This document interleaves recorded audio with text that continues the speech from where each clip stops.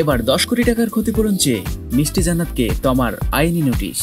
বেশ কিছুদিন ধরেই খবরের শিরোনামে আছেন চিত্রনায়িকা মিষ্টি জান্নাত। মূলত শাকিব খানের সঙ্গে বিয়ের গুঞ্জন এবং শাহরিয়ার নাজিম জয়কে নিয়ে কড়া মন্তব্য করে সমালোচনায় রয়েছেন তিনি। এসবের মাঝে আরেক চিত্রনায়িকা তমা মির্জার সঙ্গে বিবাদে জড়িয়েছেন তিনি। এবার মানহানিকর মন্তব্য দেওয়ার অভিযোগ এনে মিষ্টি জান্নাতকে আইনি নোটিশ পাঠিয়েছে তমা মির্জা।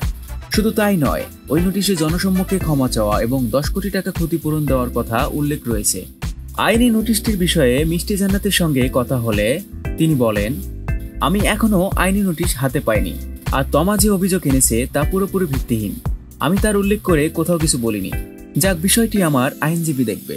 এদিকে আইনি নোটিশে সামাজিক যোগাযোগ মাধ্যমে থাকা দুটি ভিডিওর কথা উল্লেখ করা হয়েছে। আপনার বয়ফ্রেন্ডকে বিয়ে করব না, তমা মির্জাকে খোঁচা দিয়ে মিষ্টি জান্নাত, এবং চেটে চেটে নায়িকা হয়েছেন তমা মির্জা। জান্নাত শীর্ষক শিরোনামে এই দুটি ভিডিও ছড়িয়ে পড়েছে নেট দুনিয়ায়।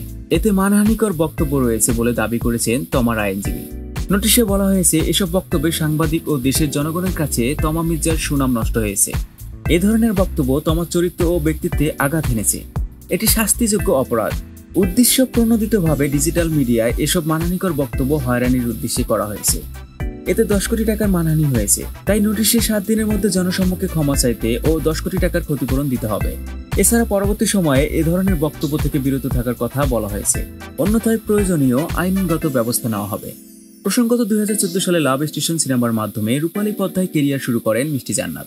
অভিনেত্রী পরিচয়ের বাইরে একজন দন্ত চিকিৎসক। প্রিয় ভিউয়ার্স, ভিডিওটি ভালো লাগলে অবশ্যই সাবস্ক্রাইব করে সাথেই থাকবেন।